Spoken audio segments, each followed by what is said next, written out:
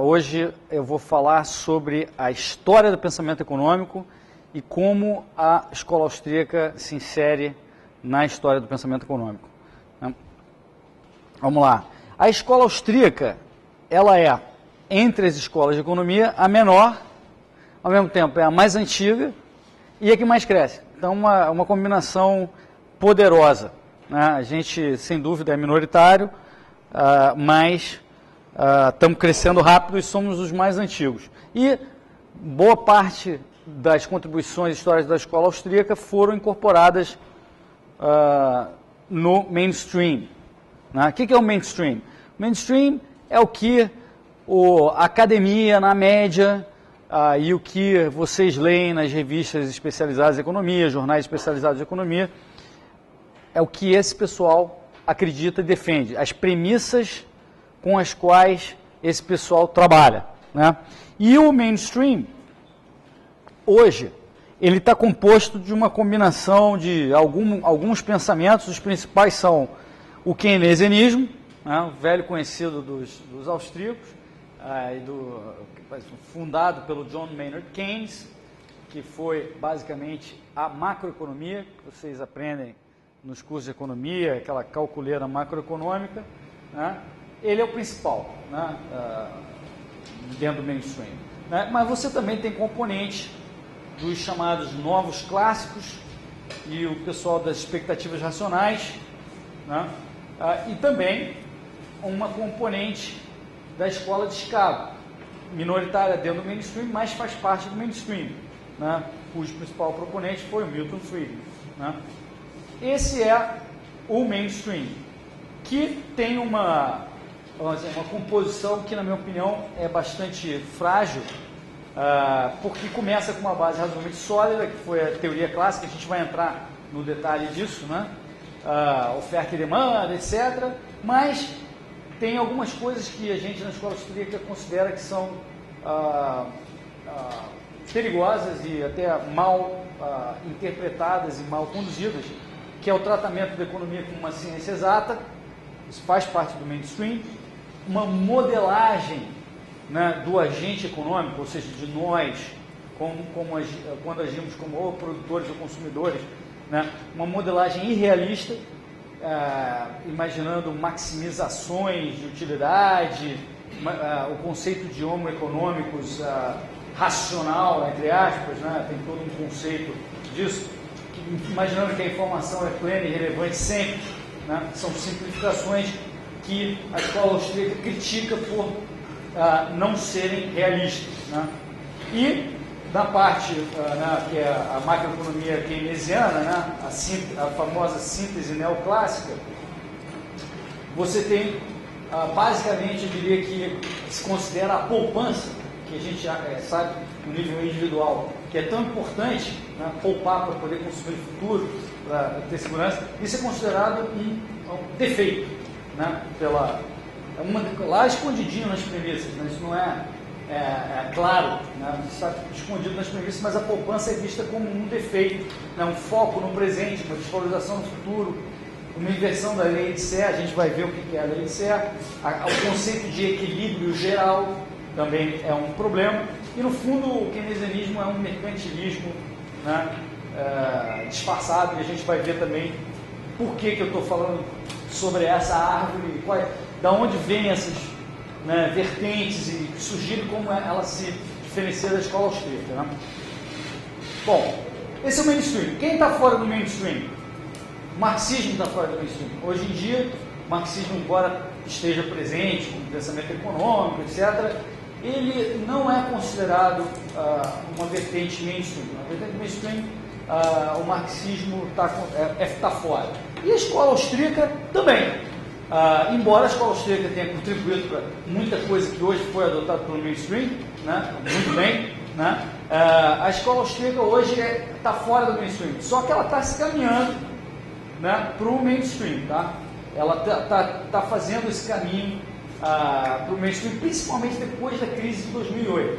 A gente falou ontem, depois da crise de 2008, o pessoal do mainstream confessou que não está entendendo mais nada. Primeiro, não entendeu por que aconteceu a crise, ninguém conseguiu prever, muito poucos economistas conseguiram prever, E o diagnóstico e o tratamento que foi dado pelos economistas mainstream não tem funcionado até hoje, 3 anos depois, e eles estão estupefatos por que não funciona. Obviamente, a escola austríaca explica tudo isso, tem resposta. Então, nós estamos ganhando espaço, mas ainda somos uma corrente minoritária fora do mainstream. E por que existem escolas de economia, né? Porque, pode, escola X, escola Y, não é como na ciência natural, onde, você tem uma teoria, você testa a teoria com experimento, todo mundo vê aquele resultado e chega à conclusão, aquilo é uma teoria que funciona ou uma teoria que não funciona. Por que isso também não pode ser aplicado para as ciências sociais, né? Por uma série de fatores, entre eles, o que eu colocaria é que nas ciências naturais você tem experimentos controlados em laboratório, né? Você realmente pode isolar todas as variáveis, fazer um experimento e dali você testar a tua hipótese. Não tem experimento controlado na economia, né? Os economistas dariam tudo para ter um experimento controlado, você conseguir fazer o ceteris paribus na prática, né? Mas não há como, é muito difícil você chegar nisso, né? Nas ciências naturais você tem teorias que são testadas por critérios que são extremamente objetivos, né? Na economia não tem esse grau de objetividade de critérios, tem uma série de questões que complicam essa análise. E nas ciências naturais é muito fácil você distinguir aquele cara que está querendo provar algo porque ele por trás tem uma ideologia, porque você tem, de novo, os experimentos. Então é fácil separar uma teoria científica de uma ideologia sectária. Nas ciências sociais, isso é muito mais complicado. Cada uma das pessoas que faz parte de alguma escola, tem algum pensamento, vai dizer, eu não tenho ideologia, eu sou científico, né? E ele vai dizer que todos os outros têm uma ideologia por trás, e acusar isso como tendo uma ideologia. Isso é verdade também para a escola austríaca, né? Ele vai dizer, a gente fala de economia de verdade, os outros estão usando a ideologia, mas eles falam a mesma coisa de nós, né? Então isso é muito mais complicado. E por que não existe critério objetivo de experimentos? Não dá para você ter o mesmo tratamento ou esperar que você tenha o mesmo resultado que nas ciências naturais. Isso é um erro fundamental, essa confusão, e é por essa diferença que você tem diferentes escolas de economia, né? E entre elas a escola de Viena, a escola austríaca, né? As escolas, portanto, acomodam os diferentes pressupostos científicos, com ou sem o manto ideológico. A escola austríaca tem pressupostos que são distintos da escola de Chicago, distintos do keynesianismo, distintos de todas as outras escolas, né? Aliás, mencionando o mainstream, eu podia ter mencionado que a escola austríaca é a mais antiga e ela já matou várias escolas de economia no meio do caminho, entre elas a escola histórica, né? Por isso que ela é a mais antiga, ela conseguiu sobreviver várias outras escolas que tem por aí, mas bateu de frente contra algumas, e as mais famosas são a escola alemã histórica de economia, né, que foi basicamente dizimada pelos austríacos, né, e foi relegada ao escanteio da história econômica, e também eu diria que, por que não, o marxismo, que não foi eliminado, mas foi aleijado pela escola austríaca. Eu vou falar um pouquinho mais por que o marxismo foi confrontado com sucesso pela escola austríaca, né? Agora, a gente ontem falou de economia, eu falei sobre o meu caminho, que acabou sendo um caminho profissional de conhecer a economia, porque eu estava preocupado em ganhar dinheiro ou não perder dinheiro, né?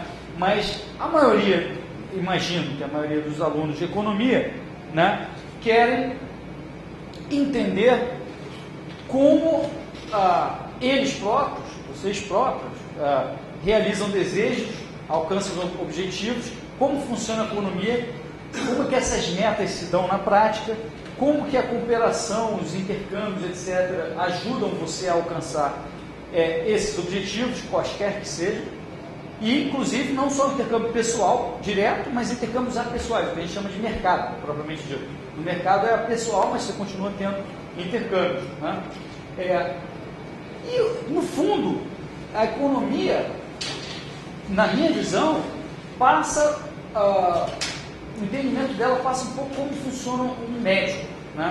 O médico não está muito preocupado quando o paciente tem saúde, ele trata a doença, né? Então, o pessoal que se interessa por economia, né, tá muito preocupado em por que há desemprego, por que há crises, por que há quebradeira de empresas, por que há guerras, por que há poluição. Quer dizer, corretamente, as pessoas que estudam economia estão muito mais preocupadas com a doença da economia e como você vai tratar essas doenças da economia, né? Só que aí vem uma questão relevante, que é o que é a saúde? Você tem que ter um critério. Então, se tem doença, se desemprego é doença, se poluição é doença, né, se guerra é doença, o que é a saúde? Então, qual o critério de bom e ruim?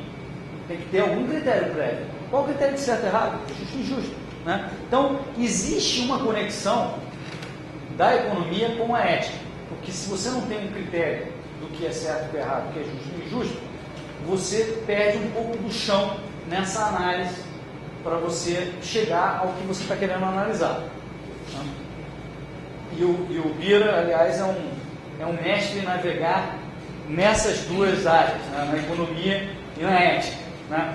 Eu fico mais na economia, mas eu acho que faz todo sentido que você estude a ética e a economia, porque elas têm uma ligação e até mais divertido, como a gente falou ontem, né? As pessoas gostam muito de discutir ética, discutir filosofia política, etc., e dar um dinamismo à discussão, etc. Eu sou um cara mais voltado para a economia, mas é questão mais de gosto, mas eu acho que é importante estar sempre com a ética na cabeça também, pensando e estudando isso, né? Bom, para falar da história do pensamento econômico, eu acho que uma das coisas mais importantes, assim, o fio do novelo que eu gostaria de propor para a gente analisar ao longo do tempo, é a questão dos preços, porque isso é uma questão que milenar, né? Os preços sempre existiram, desde muito tempo atrás. Você tem comércio, você tem trocas, etc. E as pessoas não sabiam como e por que esses preços se formavam, né? E qual o critério de preço justo? Tem critério de preço justo? Existe preço injusto? Como é que funciona? Qual que é o preço justo e injusto? Por que os preços estão nesse nível? Por que variam, né? Essa é uma questão muito antiga e que demorou muito tempo para ser resolvida na história, e a gente vai ver que foi resolvida pelas Paulo Freire, né? Mas vamos lá para trás, quer dizer, como é que essa coisa começou? Da onde veio? Obviamente a ciência econômica começou a ser discutida muito, muito atrás, mesmo antes de Cristo, né? Demócrito, gregos, como sempre, iniciando todas as ciências, né? Platão, Aristóteles, o Lao Tzu, no taoísmo também, começou a comentar sobre a ciência econômica de uma forma não sistemática, pontual, mas falaram sobre isso. Eu não vou começar aqui, senão a gente não acabaria hoje. Eu vou começar pela Alta Idade Média, que é o período que começa entre ano 1000, depois de Cristo, 1250, né? A Idade Média foi um período, ao contrário do que a gente aprendeu na escola, não foi, principalmente a Alta Idade Média, não foi um período obscuro, não foi um período retrógrado, né? Então a gente aprende que a Idade Média foi muito retrógrada e o renascentismo aí foi uma maravilha, né? E eu vou mostrar que a Idade Média não foi tão ruim assim, e no renascentismo, estava até comentando hoje com o Luciano no almoço, na Inglaterra até 1735 havia leis contra a bruxaria, né? Então, mesmo muito avançadamente na Idade Moderna, no renascentismo, você tinha coisas, né, bastante estranhas, como leis anti-bruxaria, né?